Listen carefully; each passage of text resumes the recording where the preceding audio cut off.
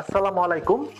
এখন আমরা গাউট বা ইউরিক অ্যাসিড সম্পর্কিত রোগটা নিয়ে একটু আলোচনা করব। এই রোগটা সম্পর্কে আমাদের দেশে সবচেয়ে বেশি ভুল ধারণা বা ভুল চিকিৎসা হয়ে থাকে এবং মানুষের মধ্যে সবচেয়ে বেশি ভুল ধারণা রয়েছে। গাউট বা ইউরিক অ্যাসিড এই রোগটা আমরা কিভাবে বুঝবো বা কিভাবে রোগটা নির্ণয় করব? শুধু রক্তে, প্রথমে একটা ভুল ধারণা সম্পর্কে বলে নেই, শুধু রক্তে ইউরিক অ্যাসিড বেশি মানেই গাউট নয়। তার সাথে আমাদের নির্দিষ্ট কিছু লক্ষণ লাগবে এবং নির্দিষ্ট কিছু লক্ষণ এবং ইউরিক অ্যাসিড বেশি, সাথে কিছু পরীক্ষা নিরীক্ষার মাধ্যমে আমরা গাউট রোগটি নির্ণয় করে থাকি। আচ্ছা, গাউট রোগটি কাদের বেশি হয়? সাধারণত আমরা বলে থাকি পুরুষ এবং যাদের শরীরের ওজনটা একটু বেশি এবং সাথে অন্যান্য কিছু রোগ যেমন ডায়াবেটিস যাদের বেশি থাকে তাদের ক্ষেত্রে গাউটটা হওয়ার সম্ভাবনা থাকে। এবং যেসব মহিলাদের বা ইয়ং মহিলা বা যাদের মাসিক হচ্ছে তাদের গাউট হওয়ার সম্ভাবনাটা খুব কম। গাউট রোগটার ক্ষেত্রে শুধু ইউরিক অ্যাসিড বেশি মানেই গাউট নয়, এবং গাউট রোগটা নির্ণয় করার জন্য আমাদের সাথে স্পেসিফিক কিছু লক্ষণ লাগবে। যেমন আমরা সবচেয়ে কমনলি বলে থাকি গাউট রোগে পায়ের বুড়া আঙ্গুল বা পায়ের মোটা আঙ্গুল যেটা বলি সেটার গোড়ালিতে ব্যথা হওয়া, বুড়া আঙ্গুলে তীব্র ব্যথা হবে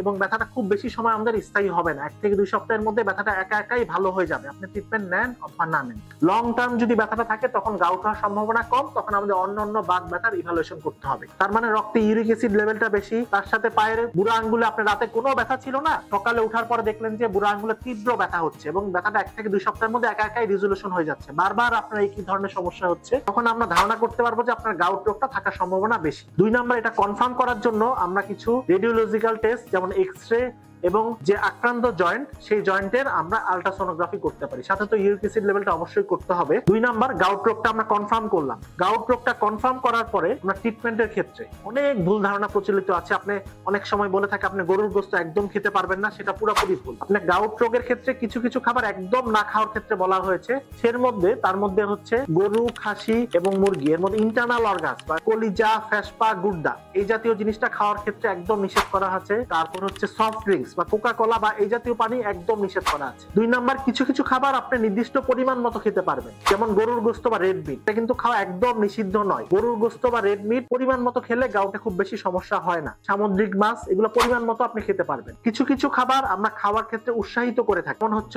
গিয়ে ফল, ফ্রুট বা ভেজিটেবল এবং শরীরের ওজন নিয়ন্ত্রণ, এগুলোর ক্ষেত্রে আমরা খুব বেশি উৎসাহিত করে থাকি। এগুলোর মাধ্যমেও যদি নিয়ন্ত্রণ না হয় তখন আমরা গাউটের ক্ষেত্রে স্পেসিফিক ওষুধ বা ট্রিটমেন্টে যাব এবং একজন রিউমাটোলজিস্ট বা বাত ব্যথা রোগ বিশেষজ্ঞের শরণাপন্ন হয়ে গাউটটা পুরোপুরি নিয়ন্ত্রণের মাধ্যমে সুস্থ স্বাভাবিক জীবন যাপন করা সম্ভব এবং আমাদের জয়েন্টের পার্মানেন্ট ড্যামেজ বা ক্ষতি হওয়া আমরা প্রিভেন্ট করতে পারি। ধন্যবাদ।